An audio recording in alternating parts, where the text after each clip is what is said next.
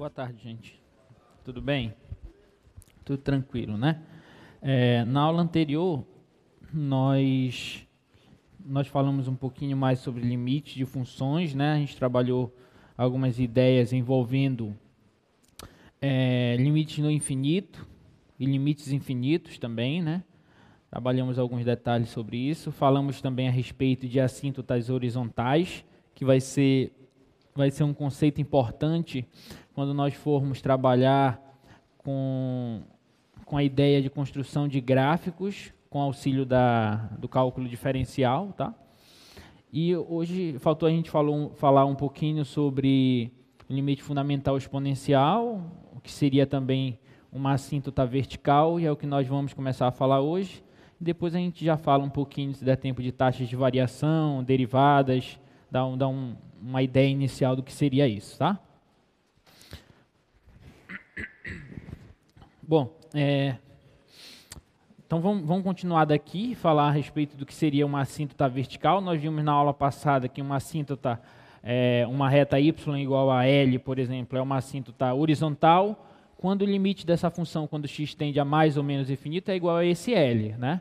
E aí a ideia de assíntota vertical é semelhante, só que agora a gente vai estudar o limite da função tendendo a um ponto, ou pela direita ou pela esquerda, tá? Você estuda o limite dessa função quando x tende a um ponto P, ou pela direita ou pela esquerda. Se esse limite for para mais ou para menos infinito, a gente diz que essa reta x igual a P é uma reta denominada assíntota vertical. Mais ou menos isso aqui, olha. Graficamente, a gente pode entender a assíntota vertical assim, olha. Imagina que você tem aqui um ponto P. Eu vou colocar uma reta pontilhada aqui. Vamos supor que o gráfico da função faça isso aqui, olha. Por exemplo. Tá? Então, o que acontece com o limite dessa função, que eu vou chamar de f de x? Limite dessa função f de x, nesse caso, quando x tende a P pela esquerda. Quando x tende a P pela esquerda. O que acontece com o limite dessa função? Você se aproxima de P pela esquerda, a tua função tende ao infinito positivo, né? Ela vai assumindo valores cada vez maiores. Então, nesse caso, a gente vai dizer que a função, o valor desse limite, né, o valor entre aspas, é mais infinito, né? Claro que não é um valor real, esse limite não existe, mas isso nos diz que a nossa função f de x, ela assume valores cada vez maiores na medida que você se aproxima de P por valores menores que P, né? Ou seja, se aproxima de P pela esquerda, tá?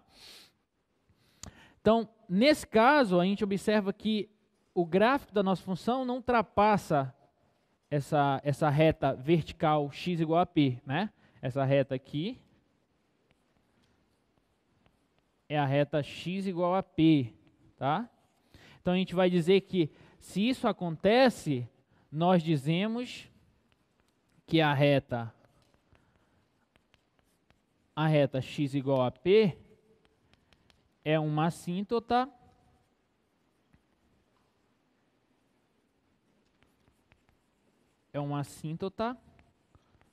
vertical, tá? Vai dizer que a reta x igual a P é uma assíntota vertical em relação à curva que representa essa função. Ok? Mesma coisa poderia ser nesse caso aqui, ó, por exemplo, tem um gráfico de uma função assim, olha. Está aqui uma reta x igual a P. Aí você tem um gráfico de uma função que tem mais ou menos esse comportamento, olha. Nesse caso, a gente poderia verificar que o limite da função f de x, quando x tende a P agora pela direita, né? Você está se aproximando de P pela direita agora, o limite dessa função vai ser o quê? Menos infinito. Ela está assumindo valores cada vez maiores, só que negativos, tá? Então, nesse caso aqui seria menos infinito. Então, nós poderíamos também dizer que essa reta é uma assíntota vertical em relação à curva que representa essa função f de x. Ok? Então, todas as vezes que você tiver algo desse tipo, limite quando x tende a um ponto igual a mais infinito ou menos infinito, essa reta x igual a esse valor, aqui a esse ponto, vai nos representar uma assíntota vertical. Tá ok? E em geral você pode observar que os candidatos à assíntota vertical são exatamente os pontos que não pertencem ao domínio da função. Tá? Porque o gráfico aqui, olha, não ultrapassa essa reta x igual a p, não intercepta essa reta. Se interceptasse, o ponto pertenceria ao domínio da função. Né? Então, em geral, a gente pode estudar onde se encontram as assíntotas verticais de uma função nos pontos que não pertencem ao domínio da função. Tá? Como, por exemplo, deixa eu ver aqui um exemplo. Essa daí, olha. Imagina que você tem essa função y igual a 1 mais 1 sobre x menos 2 ao quadrado. Você tem essa função aqui, tá? E eu quero verificar qual ou quais são as assíntotas verticais dessa função. Ok? Então, qual é o ponto, o único ponto nesse caso que não pertence ao domínio da função? É o ponto x igual a 2, concorda? Porque no 2 você tem um problema. Se substituir o 2 aqui, você vai ter um problema. Então, x igual a 2 não pertence ao domínio dessa função. O domínio dessa função são todos os reais, com exceção do 2. Então, a gente vai fazer o quê? Para a gente encontrar as assíntotas verticais, se ela tiver, né? Que pode não ter também. Se aquelas condições anteriores não acontecer, ela não tem assíntota, tá? Mas como é que a gente vai fazer para estudar? Nós vamos estudar o limite, a gente verificar se essa função 1 mais 1 sobre x menos 2 ao quadrado, para nós verificarmos se essa função possui ou não assíntotas verticais, nós vamos estudar o limite dela quando x tende a 2 pela direita e depois pela esquerda. Tá ok? Tanto pela direita quanto pela esquerda. Deixa eu colocar logo os dois aqui.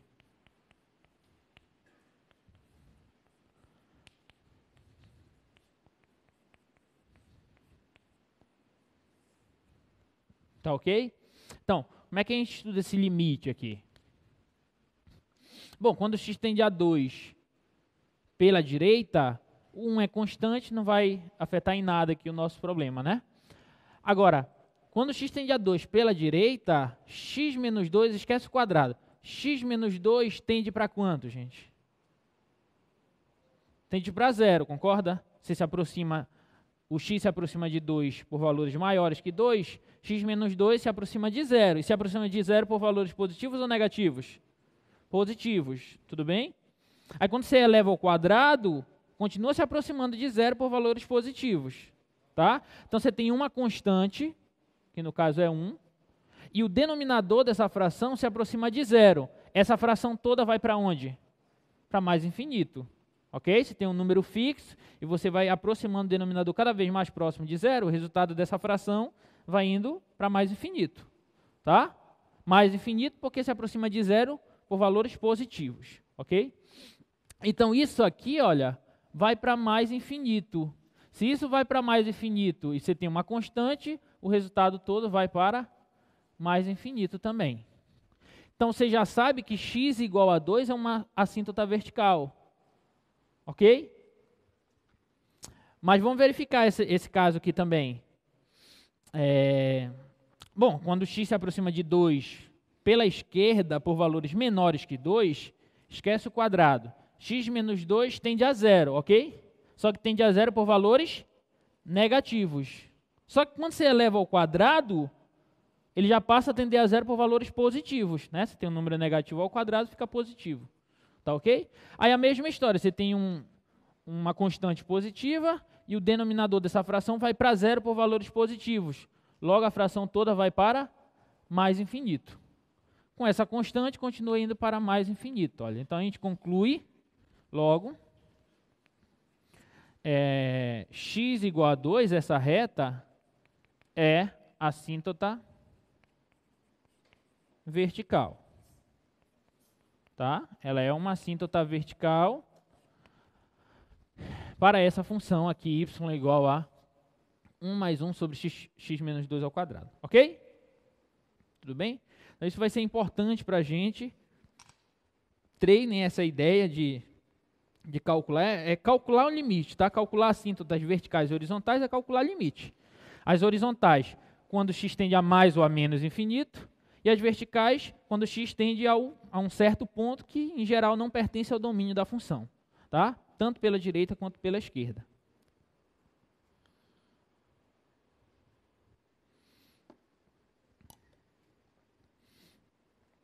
Tá, vamos falar. Vou falar de uns limitezinhos aqui, que são os limites. Eu sou o Lucas Ricardo, de Engenharia da Computação. Surgiu uma dúvida ali com meus coleguinhas de sala. Se, por exemplo, essa função dali do primeiro quadro, certo? Se a gente juntar os dois gráficos formando uma única função, ela seria contínua ou não seria contínua? Se ela seria contínua em todo o domínio ou em um ponto específico? Se ela seria uma função contínua em todo o domínio dela. Tá. Deixa eu desenhar ela Aí, aqui. disseram que ela não seria porque teria que tirar a... Você tem que ter cuidado Teria que tirar a com a ponta do ideia lápis de do continuidade que nós definimos, né? Seria isso aqui, né, que você fala? papel. Isso. Tá, você tem essa função y igual a f de x. Do jeito que está aqui, é uma boa pergunta. Essa função é contínua em todo o seu domínio ou não? Vamos supor que ela continue para cá, tá? Sei lá. Vale para cá e vale para lá também, tá? O problema é que a gente encontra... Esquece o P, por exemplo. Esquece o P. Com exceção do P, que é claro, não pertence ao domínio dela, ela é contínua? Sim ou não?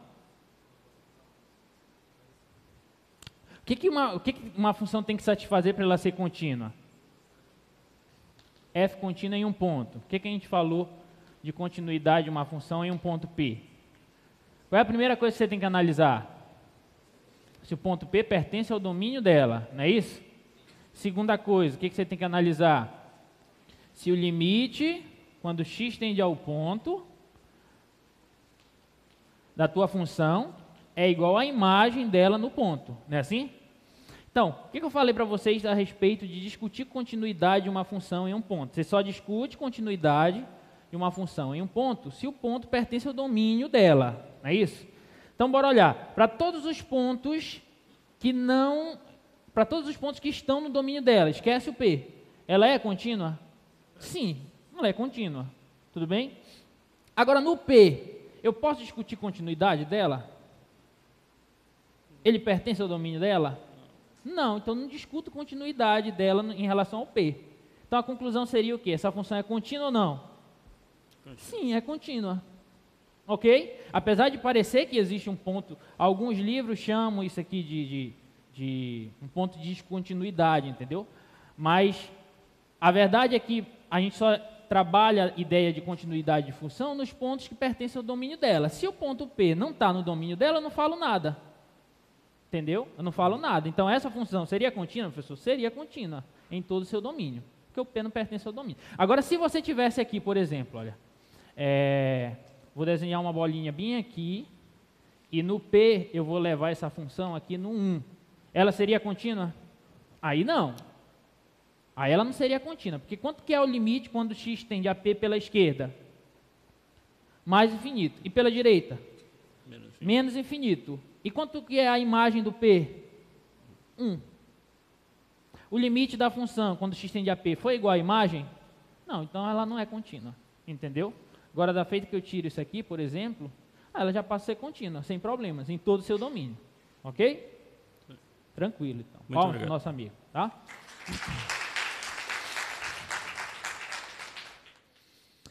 Beleza. Tá, vamos falar desses limites aqui, que são os limites das funções exponenciais e logarítmicas, tá? E esses limites aí são tranquilos porque a gente pode analisar eles só pelos gráficos das funções exponenciais e logarítmicas, tá? Olha, porque, por exemplo, você tem a função y igual a f de x, dada por a elevado a x. Vamos tomar a função exponencial primeiro, tá? Como que é o gráfico da função exponencial? Quando a base dela é maior que 1, não é assim? O gráfico da exponencial quando a base é maior que 1, né? Quando a é maior que 1. Gráfico da função exponencial é assim. Então, só olhando para o gráfico, a gente já consegue dizer qual que é o limite da função a elevado a x, quando x tende a mais e menos infinito.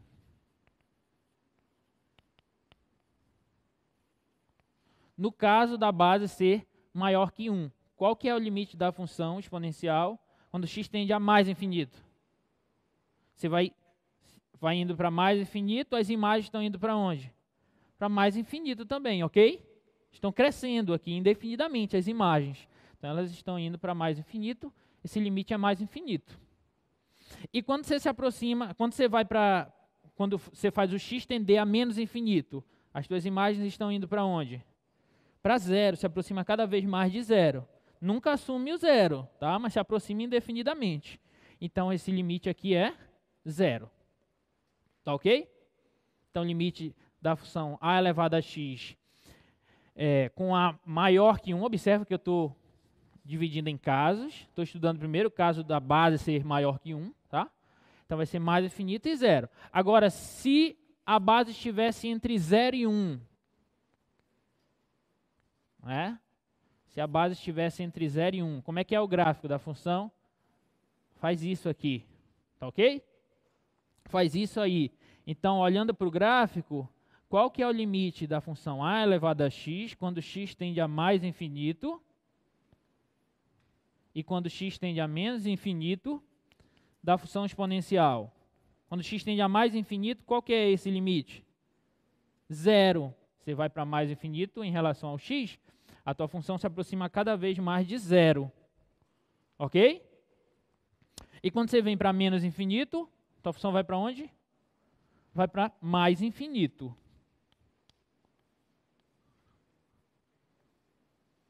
Tá ok? Tudo bem? Então é isso, essa é a ideia dos limites de funções exponenciais. E de logarítmicas é a mesma ideia, tá? Das funções logarítmicas é a mesma ideia. Vamos olhar para os gráficos.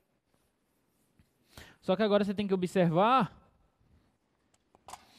que o gráfico da função y igual a log de x na base a, vamos dividir em casos também. Vamos supor que o a seja maior que 1, que a base seja maior que 1. Como que é o gráfico dela? O gráfico dela é assim, né? É assim o gráfico da logarítmica, certo?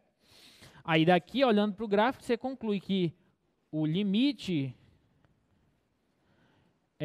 da função log de x na base a, só que agora eu posso estudar o limite quando? Posso estudar o limite, observe que a função só está definida, a função logarítmica, só está definida do zero em diante. E o zero nem entra, né? O zero nem entra. É do zero aberto em diante. Então, posso estudar o limite quando x se aproxima de zero pela direita. Tá ok? Então, quando x se aproxima de zero pela direita, qual que é o limite da função logarítmica? Menos infinito. Ok? Ela vai para menos infinito. Porque ela está definida daqui para lá. Eu posso te dar o limite quando x tende a mais infinito? Posso, não tem problema, né? Olha, o limite da logarítmica quando x tende a mais infinito é igual a quanto? Mais infinito, porque ela cresce indefinidamente, que continua sendo mais infinito. Tá ok? Eu posso dar o limite quando x tende a menos infinito? Não, porque ela nem está definida para valores negativos. Tudo bem? Ok? Beleza, essa da logarítmica crescente, aí nós temos a logarítmica decrescente também, né? Que é o caso da base se encontrar entre 0 e 1. O gráfico dela vai ser assim, olha. O gráfico dela vai ser assim. Aí, novamente, eu posso estudar o limite da logarítmica quando x tende a 0 pela direita. E posso estudar o limite da logarítmica quando x tende a mais infinito. Tá? Então, quando x tende a zero pela direita, a logarítmica vai para onde? Para mais infinito, ok? Ela cresce indefinidamente. Presta atenção que a base está entre 0 e 1 nesse caso, tá? Então, ela cresce indefinidamente. Isso aqui vai para mais infinito. E quando x tende a mais infinito, a minha função vai para onde? Ela vai para menos infinito. Ela decresce também indefinidamente. Ela vai para menos infinito. Pronto. Então tá aí, olha, só pela análise gráfica dessas funções, nós conseguimos encontrar esses limites. E esses limites também vão nos ajudar na hora da resolução de alguns outros limites. Alguma dúvida nisso aqui? Vamos resolver uns exemplos, tá, disso.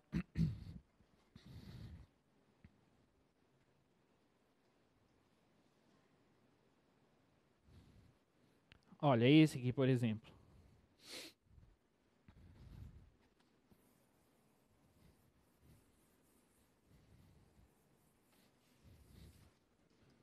Limite. Exemplo.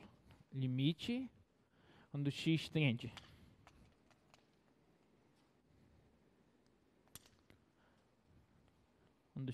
a menos infinito de 2 elevado a x mais 2 elevado a menos x.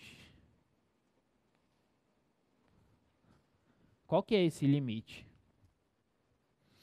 Bora analisar aqui, olha. Isso aqui é uma exponencial crescente, ok? A base é maior que 1. Qual que é o limite dessa exponencial quando x tende a menos infinito? Exponencial crescente, olha, aí volta para cá, olha. Exponencial crescente, olha, quando x tende a menos infinito, ela vai para onde? Vai para 0, ok? De fato, né, você pega o 2 e começa a elevar potências muito grandes, só que negativas. A tendência é ir para 0 esses valores. Por exemplo, 2 elevado a menos 10, 2 elevado a menos 1000, 2 elevado a menos 1 milhão e assim por diante. Os resultados dessas potências vão decrescer, certo? Então, essa parcela aqui, olha, vai para 0. Tá ok? E essa aqui? Isso aqui é uma exponencial crescente ou decrescente? Decrescente, todo mundo enxerga? Porque eu posso reescrever o 2 elevado a menos x, invertendo a base como 1 sobre 2 elevado a x, concorda? Certo? Então, eu já passo a ter uma base entre 0 e 1. Então, isso aqui já é uma exponencial decrescente. E quando x tende a menos infinito, na exponencial decrescente, ela vai para onde? Menos infinito, na exponencial decrescente, ela cresce indefinidamente, vai para mais infinito. Ok? Então, isso aqui vai para mais infinito, olha. Então, qual que é o resultado desse limite? Você tem um número muito pequeno e um número muito grandão. Isso aqui vai para mais infinito. Tá ok? Alguma dúvida? Beleza. Olha essa aí. Limite quando x tende a mais infinito de 1 menos 2 elevado a x sobre 1 menos 3 elevado a x. Então, bora tentar estudar esse limite direto. Bora ver se a gente consegue solucionar. Quando x tende a mais infinito, essa exponencial bem aqui, ela é crescente, né? Então, o 2 elevado a x vai para onde? Vai para mais infinito, ok? Vai para mais infinito. Com esse menos aqui, vai para menos infinito. Então, esse de cima, esse fator de cima vai para menos infinito. Embaixo, concorda que vai ser a mesma coisa? Você tem 3 elevado a x, o comportamento vai ser semelhante à função 2 elevado a x. Então, o numerador vai para menos infinito, o denominador vai para menos infinito. Para onde a fração vai? Não sei. Certo? Não sei. Então, tem que fazer alguma outra coisa aí para eu ver se eu consigo analisar esse comportamento. Tá? E aqui o que eu posso fazer?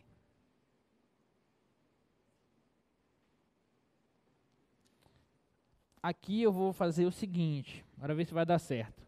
Limite, quando x tende a mais infinito, Eu vou fazer aqui uma ideia semelhante àquela que nós fizemos de colocar a maior potência, não tem aquela? Só que aqui eu vou colocar no numerador, eu vou colocar o 2 elevado a x em evidência, e no denominador eu vou colocar o 3 elevado a x em evidência. Bora ver se vai dar certo, tá? 2 elevado a x em evidência. Como é que vai ficar aqui, nesse primeiro fator? 1 sobre 2 elevado a x, muito bem. Menos, e aqui? 1, tá ok? Menos 1. Aí aqui embaixo eu vou colocar o 3 elevado a x em evidência também. Então como é que vai ficar? Aqui, 1 sobre 3 elevado a x menos 1 também. Beleza? Aí observa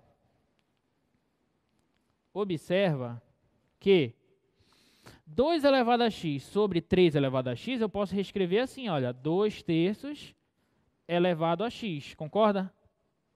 Certo? 2/3 elevado a x, vezes, aí aqui vai ficar 1 sobre 2 elevado a x menos 1, sobre 1 sobre 3 elevado a x menos 1 também.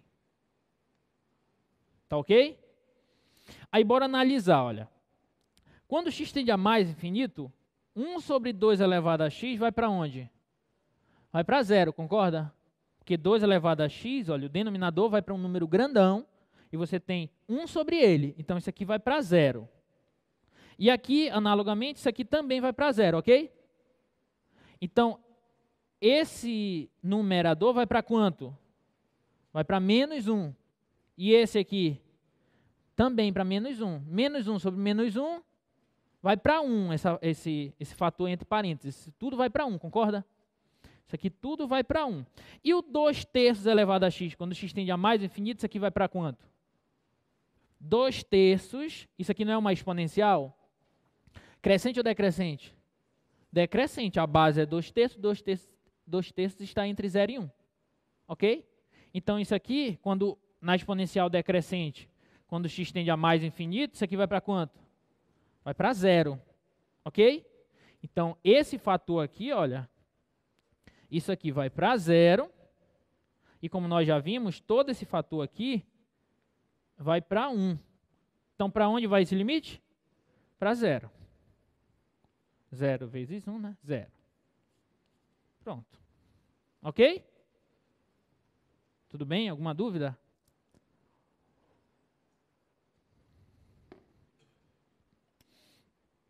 Então, dá para a gente fazer assim, analisando essas coisinhas, tá? Fazer mais uma. Fazer a quarta. Terceira eu deixo para vocês, porque a terceira... Lembra que a log natural ela é contínua? Então você pode pegar ela e jogar ela para fora do limite. Então calcular esse limite é o mesmo que você calcular o log natural do limite dessa função de dentro. Entendeu? Então calcula o limite primeiro dessa função de dentro, faz aquele limite de composta. Entendeu? Calcula o limite da de dentro, depois joga aí o valor. Você vai encontrar, tá? Vou fazer a quarta, que é mais... um pouquinho mais legal. Pelo jeito, né?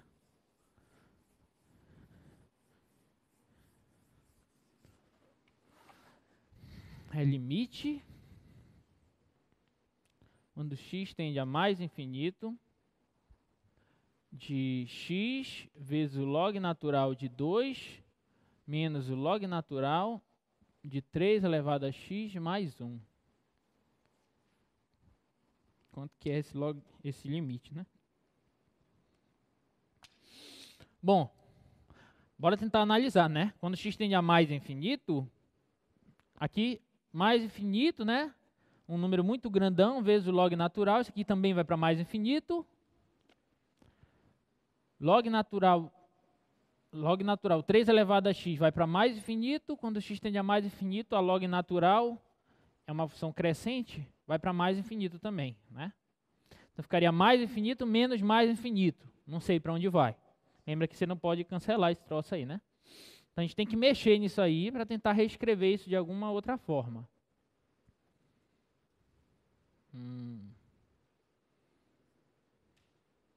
Tá. Então posso reescrever assim, olha, limite, quando x tende a mais infinito. Esse x eu vou usar uma daquelas propriedades do logaritmo, eu vou pegar ele que está multiplicando o log, vou jogar ele para cima do logaritmando. Tá ok? Lembra daquela propriedadezinha? Quando você tem assim, log de a elevado a uma constante, sei lá, numa base qualquer, essa constante você pode pegar ela e jogar para frente do logaritmo. Não é essa? Tudo bem? Então vou usar essa propriedade, tá? Só que agora é o x, eu vou jogar ele para cima do logaritmando, fazer a volta. Então vai ficar log natural de 2 elevado a x menos log natural de 3 elevado a x mais 1. Certo?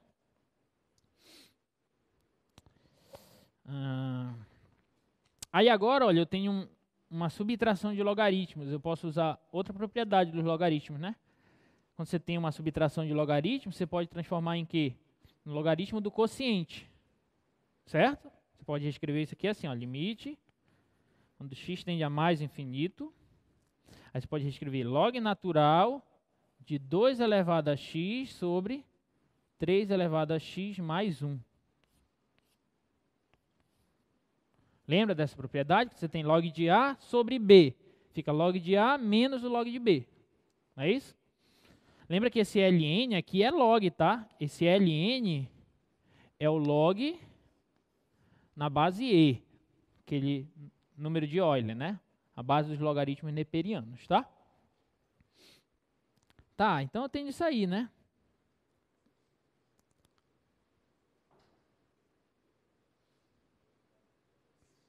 Aí eu posso fazer o seguinte, olha.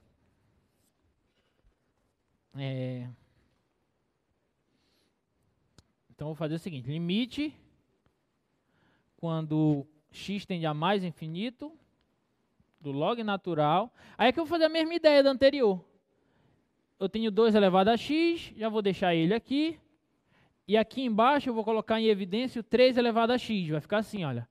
3 elevado a x vezes, quando eu coloco ele em evidência, vai ficar 1 mais 1 sobre 3 elevado a x. Concorda? Tudo bem? Coloquei o 3 elevado a x em evidência aqui, olha. Ficou assim, ó. Tá ok? Aí, o que eu posso reescrever? Eu posso fazer assim, olha. 2 elevado a x sobre 3 elevado a x fica 2 terços elevado a x, vezes o resto, que fica 1 sobre 1 mais 1 sobre 3 elevado a x. Fica o log natural disso aqui e o limite disso. Tá ok? Aí bora analisar, agora já dá para analisar, né? Quando x tende a mais infinito, 1 sobre 3 elevado a x vai para zero, concordam? Isso aqui vai para zero. Se isso vai para zero, esse fator, esse primeiro parêntese aqui, vai para quanto? Para 1 sobre 1, que vai para 1. Tá ok? Então isso aqui vai para 1, olha. Isso aqui vai para quanto? 2 terços elevado a x. Quando x tende a mais infinito. Acabamos de falar lá. Isso vai para quanto? Para zero, né? Isso aqui vai para zero. Tá ok? Então isso aqui vai para, esse limite vai para o log natural de quanto? De zero, né? Se aproximando de zero. Não é log natural de zero, exatamente. Mas é quando o x vai se aproximando de zero. Porque quando x tende a mais infinito, o x não. Quando x tende a mais infinito, todo esse fator dentro do parêntese se aproxima de zero. Então o resultado desse limite se aproxima do log natural de zero. Tá? Então log natural é crescente. Quando você se aproxima de zero pela direita, único caso possível, de zero pela direita, o logaritmo vai para quanto? Para menos infinito. Então isso aqui vai para quanto? Para menos infinito. Tá ok? Tudo bem? De novo, quando x tende a mais infinito, essa galera todinha aqui no logaritmando vai para zero, se aproxima de zero, tá? Então o resultado do limite vai se aproximar de quanto? Do log natural se aproximando de zero, que no caso vai ser menos infinito, como nós vimos, tá? Então é isso. Esse é mais um resultado, mais um exemplo. Alguma dúvida? Bom, deixa eu passar isso aqui, porque tem muita coisa para a gente falar. Ainda tinha isso. Vamos falar desse limite aqui. Esse é o conhecido limite fundamental exponencial, tá?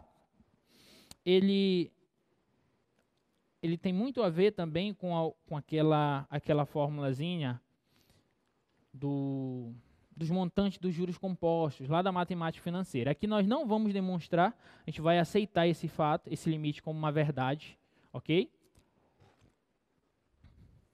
Nós vamos aceitar esse limite aí como uma verdade, tá? E esse limite é um limite muito importante para a matemática. Para mostrar esse resultado, a gente teria que construir uma sequência de números reais, mostrar que ela é convergente e tudo mais, tá? Então dá um trabalhinho, isso já fica mais para a galera que já é especificamente da matemática, quando estuda um pouquinho de análise real, a gente demonstra esses resultados, tá? Mas aqui nós vamos aceitar como verdade, e esse limite vai ser importante para a gente, tá? Em alguns exercícios. Então, o limite de 1 mais 1 sobre x, quando x tende 1 sobre x elevado a x, quando x tende a mais infinito, é igual a i. Tá? A gente vai aceitar esse fato aí como uma verdade. Eu vou até anotar aqui, porque a gente vai resolver alguns exemplos no qual a gente vai utilizar esse resultado, tá? É esse aqui, é o limite fundamental exponencial, tá? Lembra que a gente já conhece dois limites fundamentais, né? O limite fundamental trigonométrico, certo? Aquele limite quando x tende a zero, de seno de x sobre x é igual a 1. Né? Lembra daquele limite fundamental trigonométrico? E nós temos esse aqui, limite quando x tende a mais infinito, de 1 mais 1 sobre x elevado a x é igual a e. Esse e já é conhecido, né? É a base dos logaritmos naturais, do sistema de logaritmo neperiano que nós falamos agora. Ele tem como valor aproximadamente 2,718, acho que 28, alguma coisa assim, tá? É um número irracional, né? Como se fosse um π, né, pra gente. Número transcendental e etc, tá? Então a gente vai utilizar esse resultado nos nossos estudos, tá? Tá, então a partir desse limite, nós podemos encontrar outros limites que envolvem ele, como por exemplo esse outro aí, ó, que é o limite agora quando x tende a menos infinito. Essa mesma expressão, quando x tende a menos infinito, vai para o e também, para o número e, tá? Como é que a gente mostra? Aí a partir desse já dá para a gente mostrar os outros, tá? Deixa eu fazer no outro quadro. Tem mais espaço.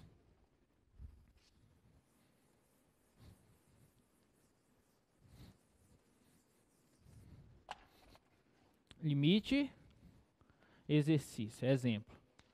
Limite, quando x tende a menos infinito de 1 mais 1 sobre x elevado a x, também é e. Tá? Também é e. Observa que eu sei que aquele vale. Eu sei que quando x tende a mais infinito, aquele limite, o limite daquele fator, daquela parcela, vai para e. Eu quero mostrar que também vale quando x tende a menos infinito. Então, para a gente mostrar isso aqui, a gente pode usar uma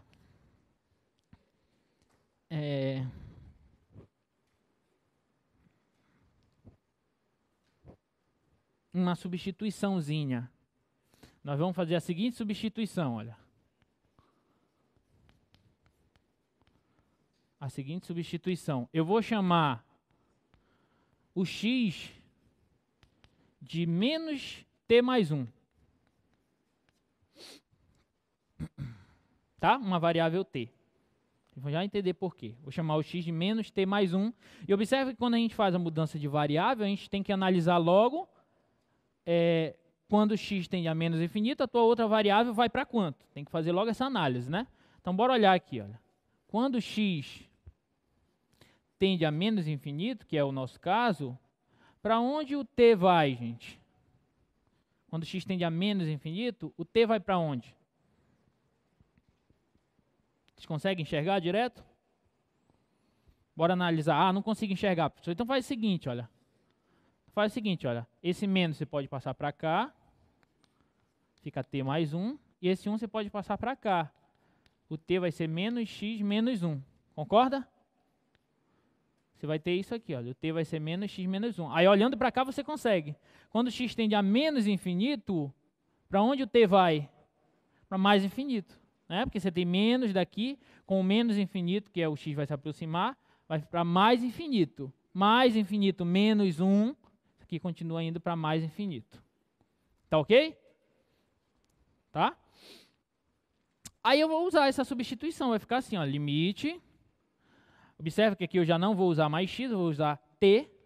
No caso, t tende a mais infinito. Tá?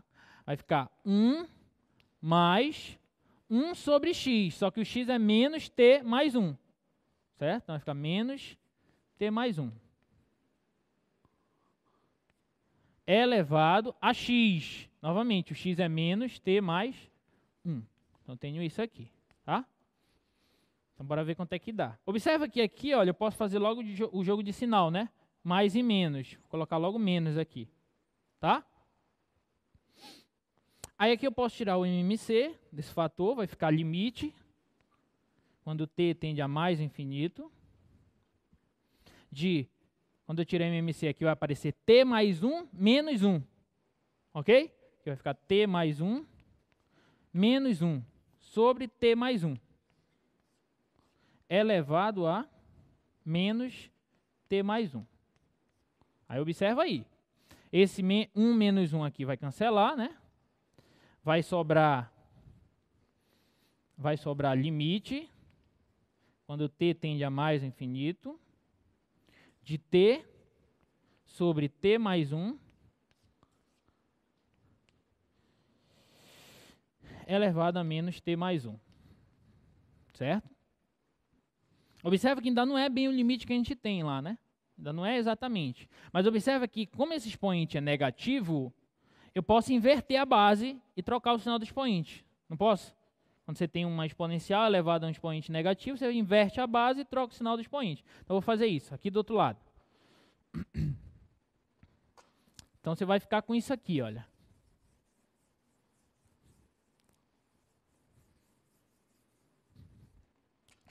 Você vai ficar com limite, quando t tende a mais infinito. Aí eu vou inverter. Vai ficar t mais 1 sobre t. E vou trocar o sinal. Elevado a t mais 1. Tá ok? Aí observe o que eu vou fazer aqui, olha. Isso aqui vai ficar o limite. Quando t tende a mais infinito. Aí observe, olha. Quanto que é t sobre t? É 1, né? 1. Mais. E 1 sobre t? É 1 sobre t. Então vou deixar aqui. Tá ok? T sobre t é 1. 1 sobre t, deixei do jeito que estava. Tá? Elevado a t mais 1.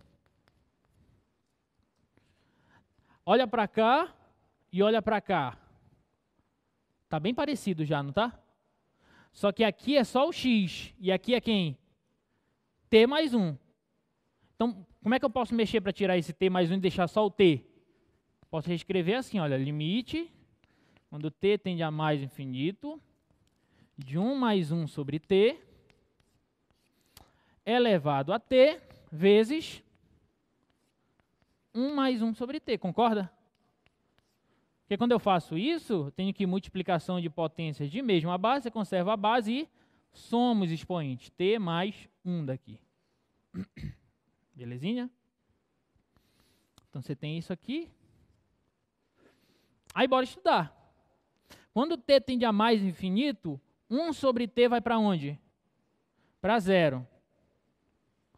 Logo, esse parêntese todo vai para onde? Para 1. E isso aqui vai para onde? Isso aqui vai para onde? Para e. Isso aqui, exatamente isso aqui, só trocando a variável t por x. É a mesma coisa, entendeu? Então, esse fator aqui, olha, quando t tende a mais infinito, 1 mais 1 sobre t elevado a t vai para e. Logo, o resultado todo vai para e vezes 1. E e vezes 1 é quanto? E. Pronto, tá aí. Tá? Então pronto, acabamos de mostrar que esse limite vale tanto quanto x tende ao mais infinito, quanto como x tende ao menos infinito. Ok? Tá clara essa passagem aqui, essa última passagem? Esse fator aqui vai para 1, e isso aqui vai para e, como nós mostramos, como nós assumimos anteriormente. Então isso aqui vai para e vezes 1, que dá i, tá?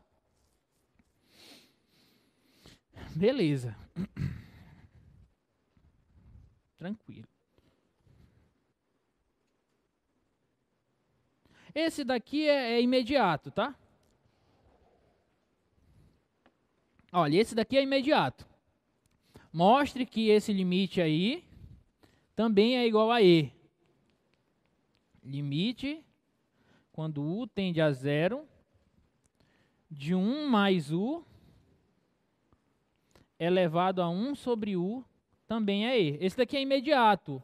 Por que esse é imediato? Porque observa que esse limite já está bem parecido com esse.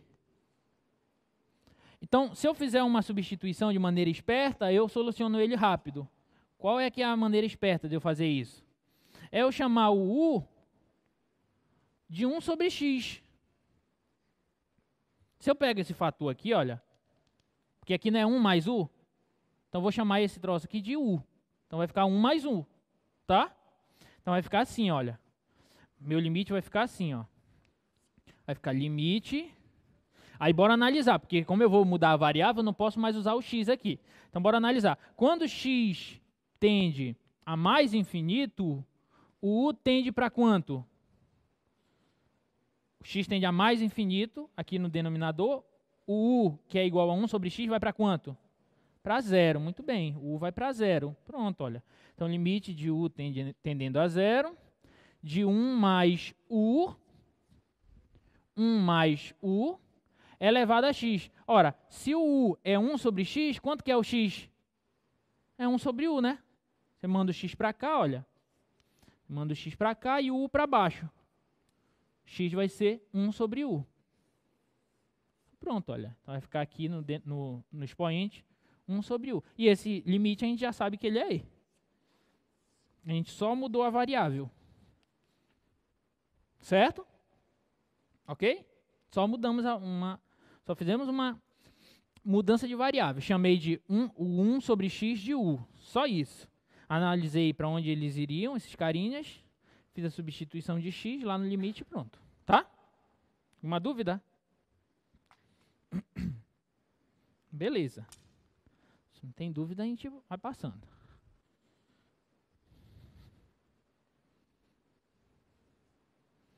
Ah, tem uma porrada de limites aqui.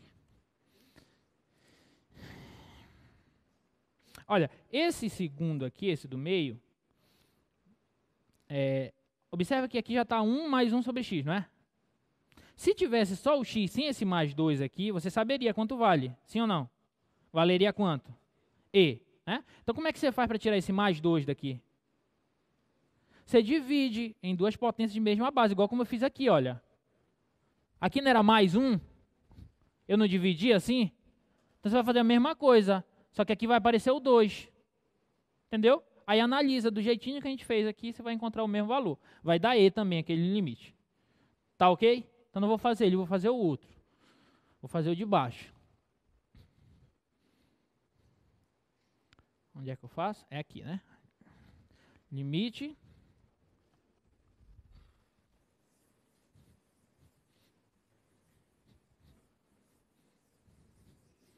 Limite de 1, ou de quando x tende a mais infinito, de 1 mais 2 sobre x elevado a x. Tá. E esse aqui? Observa que aqui não é 1, né? Se fosse 1 aqui, estava tranquilo, sim ou não? Então o que a gente vai fazer? A gente vai colocar 1 aqui. Vou substituir. Vou fazer assim, olha, vou chamar o 2 sobre x de, sei lá, 1 sobre u. Tudo bem? Porque quando eu faço isso, esse limite vai ficar assim, ó, limite, não vou colocar ainda aqui, tá? Vamos já analisar. Vai ficar limite de 1 mais, no lugar do 2 sobre x, eu vou colocar 1 sobre u. Certo? Tudo bem? Só que aqui não pode aparecer só o x, né? Aqui não pode aparecer x, tem que mudar. Quanto que vale o x, então? O x vai ser igual, x vezes 1 dá x, 2 vezes u dá 2u. Então, x vai ser igual a 2u. Então, no lugar do x, eu vou colocar 2u. Tá ok? E aqui eu tenho que mudar também, né? Aí você analisa aqui, olha. Quando o x tende a mais infinito, o u tende a quanto, gente? Mais infinito também, né? Concorda? O x cresce muito, o u também vai crescer muito, porque x é 2u. Então, isso aqui vai para mais infinito também. Tá ok? Tudo beleza? Então, aqui o u vai para mais infinito, olha. Aí, olha. Poxa, mas aqui tem o 2 ainda, né? Como é que eu faço para tirar esse 2 daí? Observe que eu não posso fazer igual o jeito anterior, porque eu não tenho uma soma, eu tenho um produto. Fosse soma, eu poderia fazer igual o jeito anterior, o modo anterior. Aqui eu tenho um produto. Como é que eu faço, então, com esse produto? Usa aquela propriedade de potência, certo ou não? Vai ficar 1 mais 1 sobre u elevado a u elevado ao quadrado. Pronto. Já estão espertos. Estão ficando espertos já, né? Porque agora, esse limite aqui é quanto, gente? E. Então, vai ficar e elevado ao quadrado. Pronto, acabou. E ao quadrado. Sacou? Tudo bem? Então, é isso. Alguma dúvida? Raiz aonde?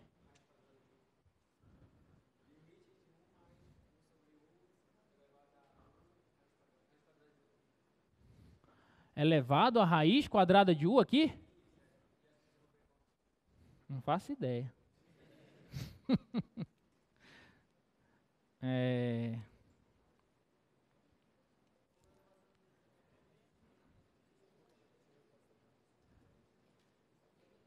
U elevado a meio.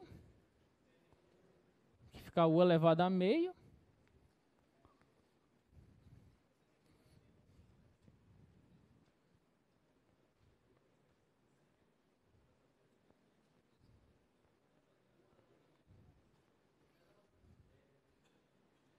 E elevado a meio, não. Só se fosse meio vezes u. Se fosse meio vezes u, sim. Mas u elevado a meio, agora não sei.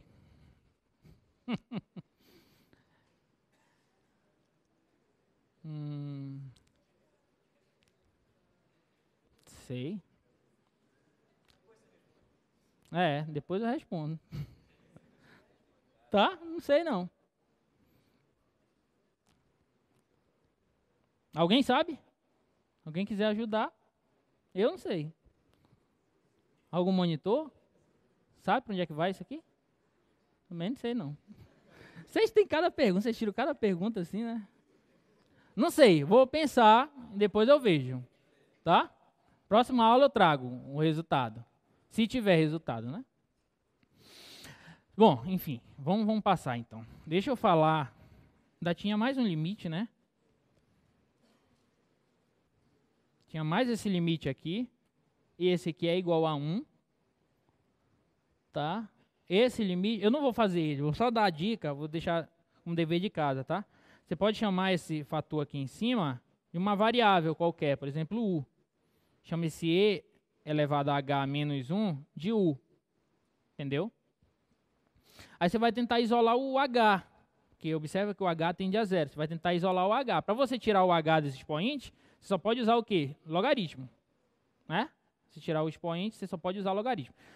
Mas a dica é, chame esse e elevado a h menos 1 de uma variável u. E tentem fazer. Se não conseguirem, na próxima aula eu faço, tá? Porque eu quero começar logo, deixa eu tirar aqui. Quero começar a falar hoje logo sobre um pouquinho de taxa de variação, reta tangente e derivadas, tá? Vou começar a falar logo disso. De limite, no mais agora é resolver exercícios, tá? Resolvam bastante exercícios de limite e tudo mais. Bom, vamos falar um pouquinho de taxa de variação. Primeiro, vamos começar com taxa de variação média. Imagina de início que você tem duas variáveis, tá? Você tem duas variáveis, uma y e outra x, nas quais uma depende da outra. Vamos dizer que y é função de x, tá? Imagina que você tem duas grandezas y e x.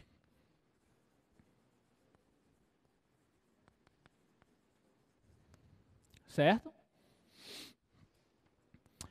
Tais que y é igual a f de x, ou seja, uma é função da outra. Uma varia de acordo com a variação da outra. Tá ok? E aí eu quero definir para vocês o que seria a taxa de variação média entre essas grandezas, tá? Vou definir o que é taxa de variação média de y em relação a x.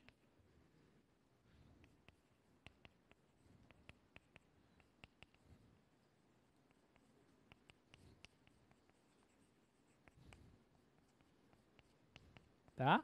Taxa de variação média de y em relação a x, que a gente vai definir assim, olha, vai ser a variação de y pela variação de x em um determinado intervalo. Certo? Vamos supor que essas duas variáveis, elas mudam, elas variam em função de uma outra variável t, por exemplo, em função do tempo. Então, quando você calcula a variação de x em um x, por exemplo, x1 menos x0, de um instante inicial até um instante final. Quando você faz o x variar dessa forma, como o y é função de x, ele também varia, certo? Então, você vai ter aqui um y1 menos um y0, por exemplo, tá? Onde o y0 é o f de x0, obviamente, né? E o y1 é o f de x1. Então, nós vamos definir taxa média de variação, ou taxa de variação média, de y em relação a x dessa forma. Você mede a variação de uma grandeza, mede a variação da outra grandeza no mesmo intervalo e faz o quociente, retira o quociente dessas duas variações. Tá ok? Tudo bem? O que isso vai ser importante para a gente? Vamos primeiro exemplificar. Deixa eu ver aqui algum exemplo. Esse aqui, olha. Bem simples, tá? Suponha que você tem aí a temperatura Fahrenheit é dada em termos da temperatura Celsius por essa expressão aí. Muitos já conhecem também essa expressão, tá? F é igual a 1,8 vezes C mais 32, tá? Eu quero determinar a taxa média de variação, ou taxa de variação média, de F em relação a C, quando a temperatura passa de 20 graus Celsius a 30 graus Celsius. Então, quero a taxa de variação média quando a temperatura vai de 20 para 30 graus Celsius. Ok? Então, qual que vai ser essa taxa de variação? Muito simples, né? O que a gente faz? Bora calcular logo de imediato as temperaturas Fahrenheit correspondentes a 20 graus Celsius e 30 graus Celsius. Certo? Porque observa que aqui eu tenho exatamente o que eu falei anteriormente. Eu tenho como se fosse uma variável y em função de uma variável x. Certo? Então, qual que vai ser o f? Vou colocar assim, f de 20, os graus medidos em Fahrenheit em relação aos graus Celsius. Vai ser quanto, gente? Vai ser 1,8 vezes 20 mais 32. Tá ok? Quanto é que dá isso aqui? 1,8 vezes 20 é o mesmo que 18 vezes 2, dá 36.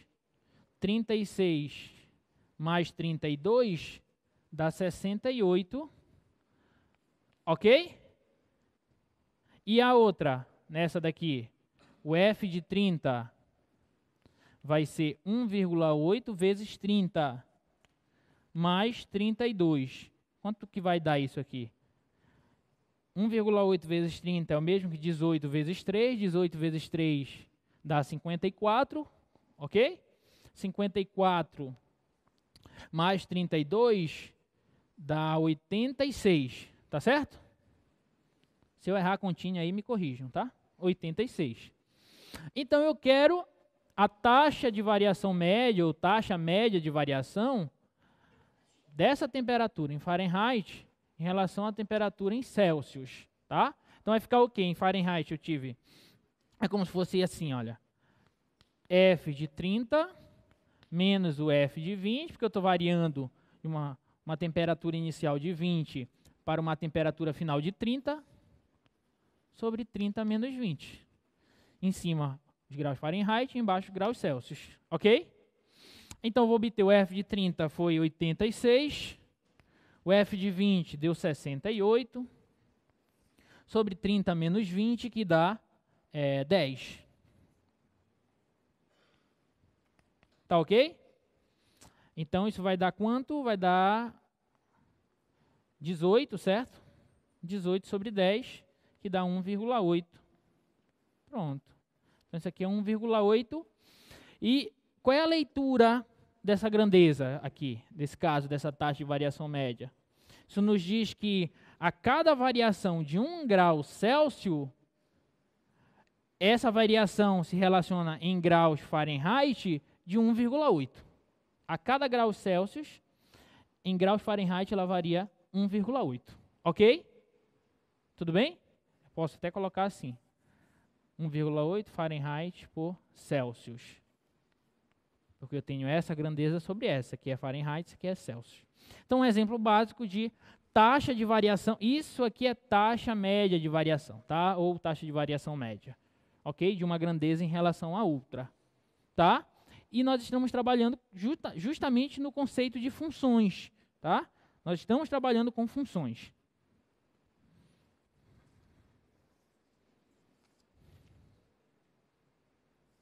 Por exemplo, esse aqui, deixa eu escrever aqui no quadro esse. Imagina que você tem um móvel. Imagina que você tem um móvel. E a posição desse móvel varia de acordo com o tempo, tá? Você tem um móvel que a posição dele varia de acordo com o tempo, certo? Então, se eu quiser calcular a taxa de variação média da posição em relação ao tempo, o que eu vou obter? Qual que vai ser a taxa de variação média da posição em relação ao tempo, gente? O que vai ser isso aqui lá na física para a gente? Vai ser a velocidade média no intervalo que eu estiver medindo, ok? Então, velocidade média nada mais é que uma taxa de variação, só que uma taxa de variação média. Para você medi-la, você precisa de um determinado intervalo, calcular quanto tempo variou nesse intervalo, calcular quanto a posição variou nesse intervalo, e depois tomar o quociente da variação da posição pela variação do tempo. E aí você vai ter a velocidade média. E lembra que, em relação à velocidade média, foi uma das coisas que nós trabalhamos lá na nossa primeira aula. Lembra que nós trouxemos 4 problemas? Um dos problemas foi o problema da velocidade instantânea. Lembra que para a gente estudar o comportamento da velocidade instantânea, ou seja, velocidade em um ponto, nós podemos ir estudando velocidades médias em intervalos cada vez menores, fazendo os pontos colapsarem em um só ponto, certo? Mas nós vamos falar com um pouco mais de detalhe disso, tá?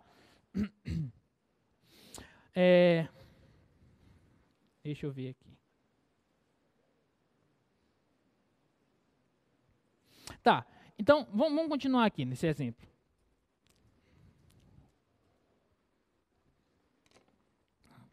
No exemplo da posição em função do tempo, tá? Então, nós já sabemos que a velocidade média é exatamente essa variação. Então, imagina que eu tenho o gráfico aqui, olha. O gráfico da função posição em relação ao tempo.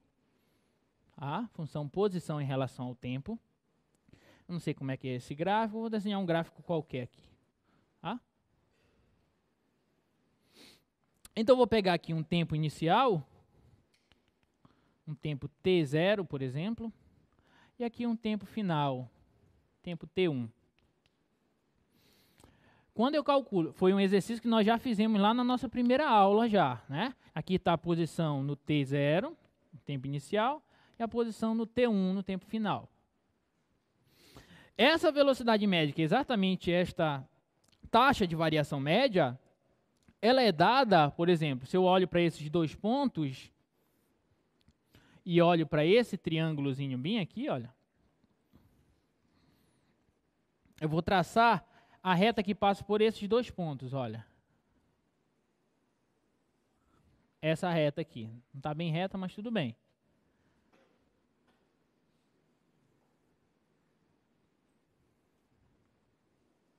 Tá bom.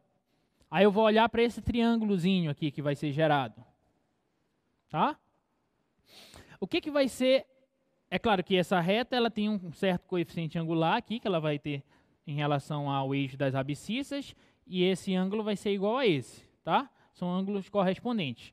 Esse tamanho daqui para cá, que vai ser S de T1 menos o S de T0, eu posso chamar isso aqui simplesmente da variação do espaço nesse intervalo de tempo, tá ok? É esse menos esse. E esse tamanho daqui para cá é exatamente a variação do tempo. É T1 menos T0, certo? Então, quando eu quero calcular o coeficiente angular de uma reta, quando eu tenho dois pontos e quero calcular o coeficiente angular, o que eu faço? Em relação a esse triângulo, o que eu faço no triângulo retângulo? O coeficiente angular é o quê? É a tangente do ângulo, que é o cateto oposto sobre o cateto adjacente, né? Então, o coeficiente angular dessa reta secante vai ser o quê? Cateto oposto, que é ΔS, sobre o cateto adjacente, que é o ΔT, olha. Então, o que a gente conclui aqui? A gente conclui que a ligação entre essa leitura cinemática e essa leitura geométrica é a seguinte: se você tem dois pontos, o coeficiente angular da reta secante que passa por esses dois pontos te dá exatamente a velocidade média em relação a esse trajeto entre o T0 e o T1 do teu móvel, que pode ser descrito por essa função. Ok? Então, esse coeficiente angular é exatamente uma taxa de variação média nesse intervalinho. Tá ok? Tudo bem? Tá tranquilo, né? Aí é assim, olha. Em geral, taxas de variação média, elas não nos dão boas informações ou informações precisas a respeito da função. Principalmente no que depende de problemas relacionados à velocidade e tudo mais. Por exemplo, eu tenho essa ideia, a única coisa que nós temos até agora é essa ideia de velocidade média. Mas se eu te perguntar qual que é a velocidade instantânea no ponto T0, você não sabe. Certo? Então, trabalhar em intervalos muito grandes, às vezes dificulta a nossa leitura através de informações que o gráfico, por exemplo, que o gráfico da função pode nos dar. Então, o que nós vamos fazer? Nós vamos tentar estudar a respeito, estudar funções em intervalos cada vez menores e, se possível, pontualmente. Ou seja, olhar para um ponto e dizer, o que acontece com essa função nesse ponto. Estão entendendo onde a gente quer chegar? Eu não quero trabalhar com intervalos muito grandes, eu vou querer trabalhar com intervalinhos pequenos, se possível, pontualmente, olhar para um ponto e dizer, qual que essa função pode, qual informação essa função pode me dar nesse ponto. Então é isso que eu vou fazer, tá? É isso que a gente vai trabalhar. Então, voltando para aquele problema, se eu quiser estudar a velocidade, observe o coeficiente angular naquele problema, vai ser exatamente a velocidade média naquele intervalo, ok? O coeficiente angular da reta secante vai ser igual à velocidade média naquele intervalo. Então, imagina que nós não estejamos interessados em calcular a velocidade média. Você saiu daqui, sei lá, daqui para Castanhal, fez um percurso de 80 km por hora, mas é claro que você não se manteve durante todo o trajeto a 80 km por hora. se teve que parar, se teve que, sei lá, comprar um café, fazer alguma coisa, colocar gasolina. Então, várias coisas podem acontecer nesse trajeto, daqui para lá. Então, quando eu estou estudando o comportamento de uma função em um intervalo de t0 até t1, por exemplo, apesar de parecer que essa função está bonitinha aqui nesse intervalo, mas eu não sei o que acontece aqui pelo meio. Essa função poderia ter feito, sei lá, um zigue-zague aqui, olha. Eu não sei o que acontece. Apesar dela estar bonitinha aqui nesse intervalinho aqui, se eu der um zoom, um super zoom, ela pode ter sofrido algumas alterações nesse intervalo. Então, vai ser interessante nós estudarmos a nossa função em intervalos cada vez menores e, se possível, ponto a ponto. Então, como que a gente vai fazer isso? Nós vamos fazer o seguinte, olha. Nós vamos fazer o seguinte, novamente. Se eu quero calcular, se eu quero encontrar o comportamento da minha função nesse ponto t0, tá? No ponto t0, ou em uma linguagem cinemática, se eu quero calcular a velocidade instantânea da função nesse ponto, o que eu vou fazer? Vou fazer o seguinte, olha. Nesse intervalo aqui, eu sei que essa reta aqui, que é a reta secante, o coeficiente dessa reta secante, vou chamar essa daqui de R1, reta 1, o coeficiente angular dessa reta secante, R1, vai ser o S de T1 menos o S de T0 sobre T1 menos T0. Ok? Esse menos esse sobre esse menos esse, como nós fizemos anteriormente, tá? Aí, poxa, mas esse intervalo está muito longo. Vou pegar um intervalo menor, vou pegar um T2 aqui, olha. E vou estudar o que acontece daqui para cá. Então, o que vai me dizer o coeficiente angular dessa reta, que continua sendo secante, tá? O que vai me dizer o coeficiente angular dessa reta? O coeficiente angular dessa reta vai me dar a velocidade média nesse intervalinho de T0 a T2, certo? Então, o coeficiente angular, vou chamar de R2 essa reta. O coeficiente angular dessa reta R2, ele vai me dar o S de T2 menos o S de T0 sobre T2 menos T0. Tá? Só para esse intervalinho aqui. Aí você pode pensar, mas ainda está muito grande esse intervalo, pessoal. Então, bora reduzir mais. Pega um T3. E assim você vai fazendo a brincadeira. Quando você pega o T3, você vai ter um ponto aqui, vai traçar a reta secante e vai verificar também que o coeficiente angular dela vai te dar a velocidade média nesse intervalo. Tá? Agora, o que acontece com essas retas que são secantes, que eram bem secantes e vão ficando cada vez menos secantes, digamos assim, quando você se aproxima do T0, o que acontece com elas? Elas tendem a tangenciar a tua curva nesse ponto T0. Você concorda com isso? Elas eram bem secantes, então elas tendem a tangenciar a nossa curva nesse ponto T0. Só que ferramenta nós podemos utilizar para expressar esse fato de nós nos aproximarmos cada vez mais do T0? A ferramenta de limite. Então, nós vamos dizer o seguinte, olha, que o coeficiente angular da reta tangente à curva vai ser, coeficiente angular da reta tangente a essa curva, vai ser o limite quando t tende a T0, observa que eu estou me aproximando de T0 cada vez mais, minha variável, aqui é t, minha variável t está se aproximando de T0 cada vez mais, e isso eu posso fazer tanto pela direita quanto pela esquerda, tá? Eu fiz só para esse gráfico. Desses quocientes, olha, o S do t menos o S de T0 sobre t menos T0. Se esse limite existir, porque quando eu calculo isso aqui, eu vou ter um valor. Calculo esse, eu vou ter um outro valor. E vou calculando valor a valor. Se esses valores convergirem para um número, ou seja, se esse limite existir, eu vou definir o coeficiente angular dessa reta tangente como sendo o valor desse limite aqui. Ok? E isso vai me dar exatamente... Lembra que o coeficiente angular de uma reta me dá o quê? A taxa de variação média. E quando eu calculo isso aqui, eu tenho a taxa de variação média nesse intervalo. Eu calculo esse daqui, eu tenho a taxa de variação média nesse intervalo. Eu tenho velocidades médias.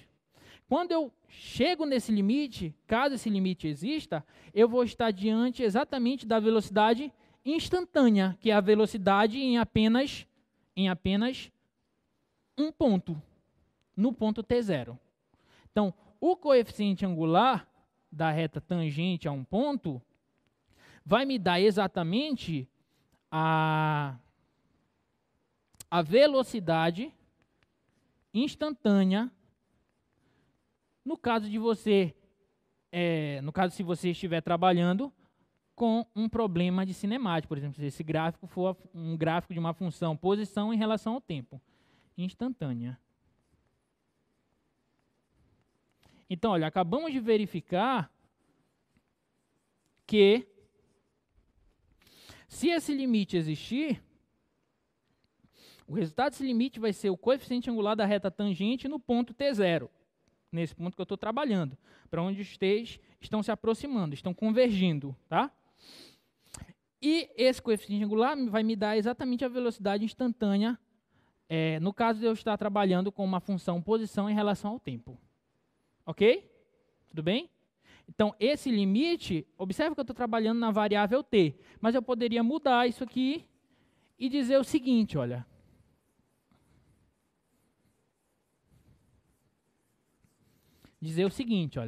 Considera que você tem uma função, vamos pegar uma função geral, y igual a f de x. Preste atenção, quando eu calculo a variação de y em relação à variação de x, eu estou diante de uma taxa de variação média. Ok? Quando eu faço esse limite de t tender a t0, ou quando eu faço o limite de x tendendo a x0, vou mudar a variável, ou seja, quando eu calculo esse limite aqui, ó, limite, quando x tende a x0 de f de x, observe que vai ser a mesma coisa aqui que eu estou colocando, só estou trocando as variáveis, f de x menos o f de x0 sobre x menos x0. Tá ok? Então, se esse limite existir, eu vou dizer que esse limite vai ser a taxa de variação instantânea dessa função. Fazendo analogia à ideia de velocidade instantânea, porque velocidade é uma taxa de variação. Tá? Então, se esse limite existir, eu vou chamar esse limite de taxa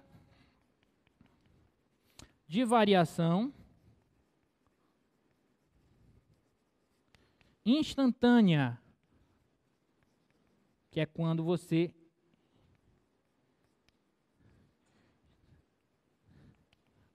estuda o comportamento da tua função exatamente no ponto x0. Ok? E esse limite, caso ele exista, nós vamos chamá-lo de derivada da função f no ponto x0 e vamos denotá-lo assim, olha. F' de x0.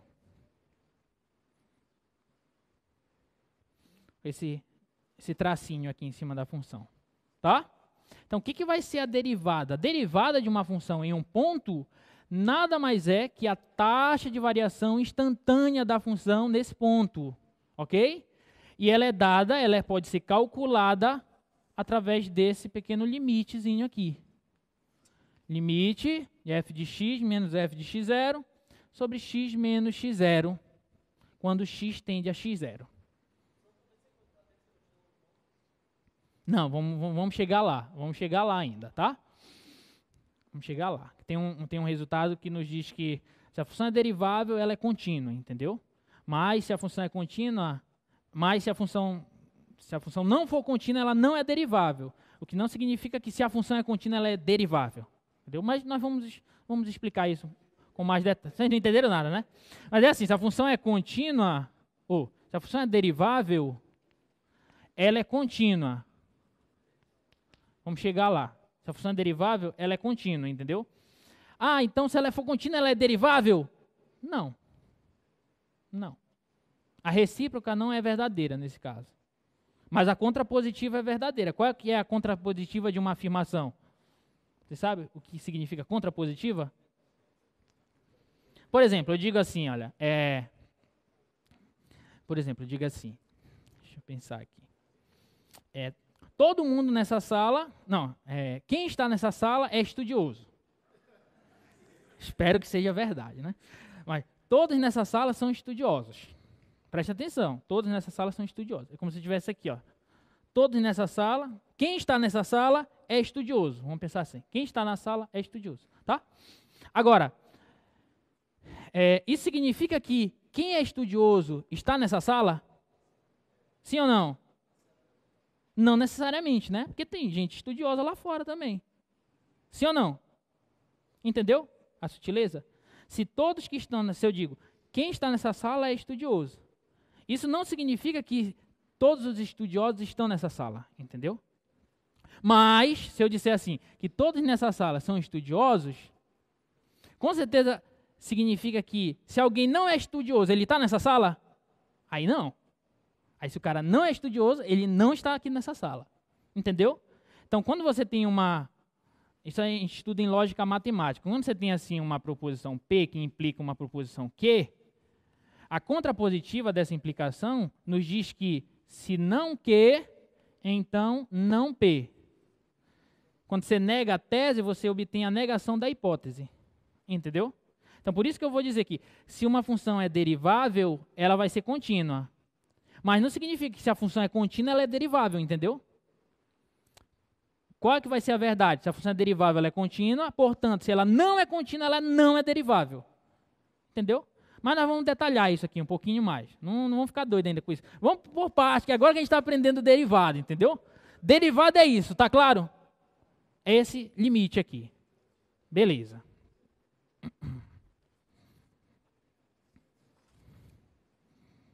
Ver se eu tenho algum exemplo aqui já de derivada.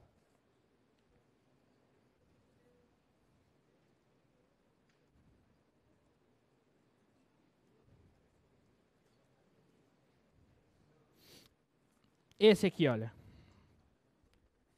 Olha, esse aí. Vamos calcular. Olha, eu tenho a função f de x igual a x ao cubo. Eu quero calcular a letra A ali, olha, f' de 2. Significa que eu quero a derivada da função no 2. A letra B, aquela notação, é uma outra notação para derivada, tá? Deixa eu anotar aqui, olha. Isso aqui eu posso reescrever assim também, olha. Com aquela notação. df dx. Significa para a gente, por enquanto nós vamos entender isso aqui assim, olha. Vai significar para a gente, essa notação, que eu estou derivando a função f em relação a x. Tudo bem? E eu estou estudando essa derivada em que ponto? No ponto x0. Então, estou estudando essa derivada, aí você coloca uma barra no ponto x igual a x0. Ok? Então, eu posso escrever assim, olha. Em geral, essa é a notação mais utilizada. Mas em alguns problemas, principalmente quando a gente for trabalhar com taxas relacionadas e tudo mais à frente, nós vamos trabalhar um pouquinho mais com essa notação, tá? Mas, por enquanto, vamos ficar com aquela. Então, aí eu tenho, no exemplo, eu tenho f de x igual a x ao cubo, e na letra A, eu quero calcular a derivada da função em 2. Em 2. Então, vamos devagar. O nosso primeiro exercício de derivada. Eu estou calculando a derivada em um ponto. Tá? Então, quando eu quero calcular a derivada em um ponto, vou fazer o quê? Quem que vai ser o f'? Quem que vai ser o f' de 2? Vai ser quem, gente? Bora lá. Vai ser o limite quando x tende ao x0, que no caso é o 2. Olha para cá. E olha para lá o que eu vou escrever. Vai ser o limite quando x tende a 2 da minha função menos a imagem dela no 2 sobre x menos 2. Entendeu? Então, da minha função, qual que vai ser a minha função? Quem é a minha função? X ao cubo menos Quem é que é o f de x0 lá? Vai ser a imagem da função no 2. Então vai ser 2 ao cubo. Tá ok? Sobre x menos o x0, que é 2. Então, se eu calculo esse limite, eu obtenho a derivada da função no 2. Tá ok? Então, bora calcular esse limite. Olha, esse limite aqui vocês já conhecem. Limite do x tende a 2. Observe que eu tenho uma diferença de cubos. Como é que fica a fatoração da diferença de cubos? X menos 2 vezes x ao quadrado mais x vezes 2 mais 2 ao quadrado. Ok? Sobre x menos 2. Aí observa que esse x menos 2, com esse x menos 2 eu cancelo. Tá ok? Então a derivada da minha função no ponto 2 vai ser igual ao limite, quando x tende a 2, de x quadrado mais 2x mais 4. E qual que é esse limite? Essa função é contínua no 2, é só substituir. Né? Vai ficar 2 ao quadrado 4, mais 2 vezes 2, 4, mais 4. 4, 4, 4. 4 vezes 3, 12. Pronto. Então, qual que é a derivada da função x ao cubo no 2? É 12. Tá ok? Tudo bem? Alguma dúvida, gente, nisso aqui? Então, você já está começando a resolver alguns exercícios de derivadas, tá? E você já sabe, principalmente isso aqui, olha. Atenção para isso aqui, olha. Anotem isso aí, ou então peguem as notas de aula. Muita atenção para isso. Que quando você quer calcular o coeficiente angular da reta tangente ao gráfico da tua função no ponto, basta calcular a derivada dela nesse ponto. O coeficiente angular da reta tangente ao gráfico da tua função em um ponto é a derivada da tua função no ponto. Fixaram isso aí na cabeça? Lembrem disso, tá? Lembrem sempre disso. Tá, qual é a letra B? A letra B é a mesma coisa, tá? Vou deixar com vocês. Porque agora o x é quanto ali? É menos 5. A letra B é você calcular isso aqui, ó. F' de menos 5. É a mesma coisa, só que no lugar do 2 você vai colocar o menos 5. Vai fazer o mesmo exercício, tá? Mas façam para exercitar. Deixa eu ver outra aqui. Olha, essa outra aqui, ó. Da raiz aí. Bora fazer a da raiz.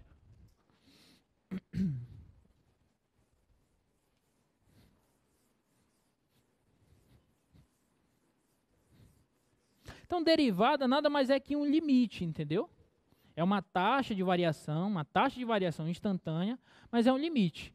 Então, se eu tenho essa função f de x igual a raiz de x e quero calcular a derivada dela em 3, no ponto 3, qual que é?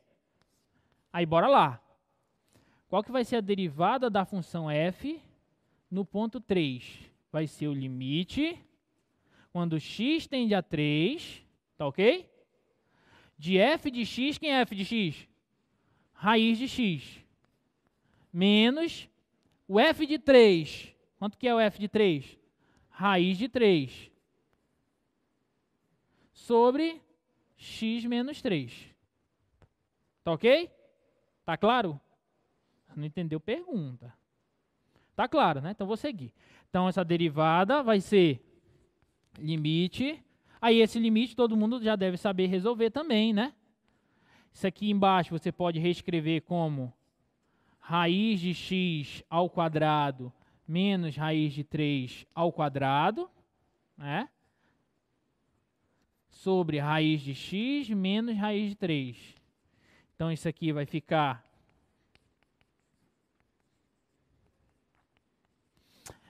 que eu tenho uma diferença de quadrados, então eu posso reescrever essa diferença de quadrados como o produto da soma pela diferença desses dois termos, né? Vai ficar raiz de x menos raiz de 3 vezes raiz de x mais raiz de 3, tá ok? Aí eu posso cancelar isso aqui com isso aqui, então vai ficar o limite disso, 1 sobre isso, certo? 1 sobre isso. E quando x tende a 3, aqui vai para a raiz de 3 mais raiz de 3, ou seja, 2 raiz de 3. Então, qual que vai ser essa derivada? 1 sobre 2 raiz de 3. Pronto. Tá aí. Tá ok? Essa é a derivada da função raiz de x no ponto 3. Certo? Então, observa que a função f ela é derivável, eu estou falando de derivada em um ponto. Ok? Vou até anotar isso aqui. F é derivável, a gente chama assim, f é derivável em um ponto x igual a x0, se esse limite aqui existe. Ok? Então, minha função f vai ser derivável no ponto x0 se esse limite existe. Tá? Aí preste atenção, estou falando de derivada em um ponto. Aí, se esse limite existir para todos os pontos do domínio da função, a gente diz que ela é derivável, só isso. Parecido com a definição de contínua, né? Porque você lembra que a gente estuda primeiro continuidade em um ponto, não é assim? Então, quando uma função é contínua em um ponto? Quando ela está definida no ponto, e quando o limite dela, quando x tende a esse ponto, é igual à imagem da função no ponto, não é assim? E quando ela é contínua em todos os pontos do domínio, a gente chama ela só de contínua, não é isso? A mesma ideia aqui. Se esse limite existir, a gente diz que a função é derivável no ponto x0. E se esse limite existir para todos os pontos do seu domínio, a gente diz que ela é simplesmente derivável. Tá ok? Belezinha? Tá tranquilo, né? Vou apagar isso aqui. Já tem mais uns minutos aí.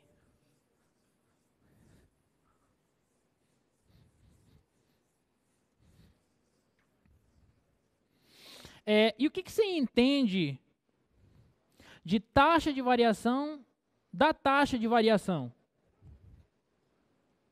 Você conhece algum exemplo? Qual foi o exemplo que nós utilizamos aqui de taxa de variação? Velocidade média, certo? Você conhece algum exemplo que seja a taxa de variação de uma taxa de variação? Aceleração. Porque a velocidade média é a taxa de variação do espaço em relação ao tempo. E o que é a aceleração? É a taxa de variação da velocidade em relação ao tempo.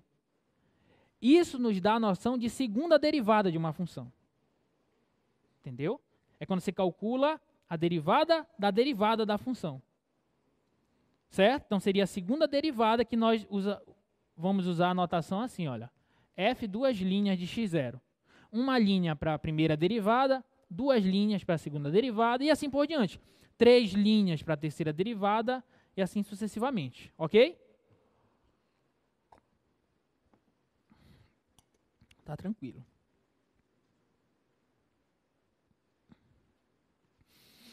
Tá, vamos fazer mais um exemplo aqui. Olha aí.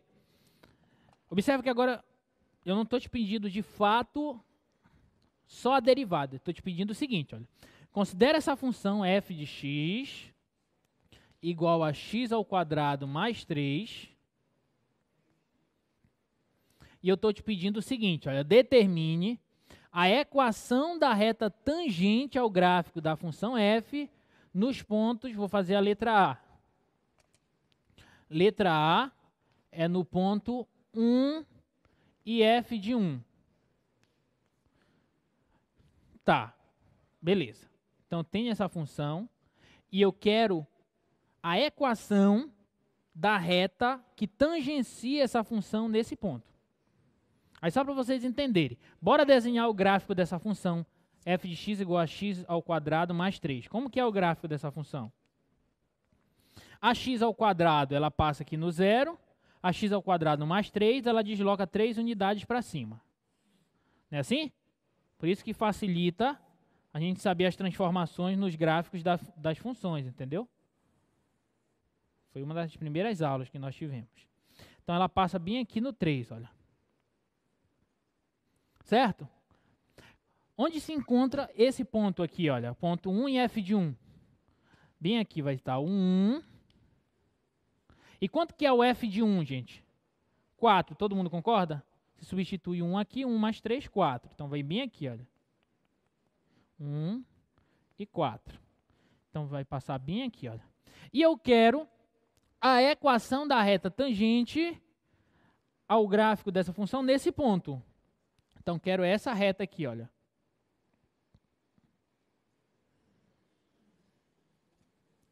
Qual que é a equação dessa reta? Aí agora nós vamos resolver um daqueles problemas que nós trouxemos lá na primeira aula, que era exatamente encontrar a equação da reta tangente ao gráfico de uma função. Certo?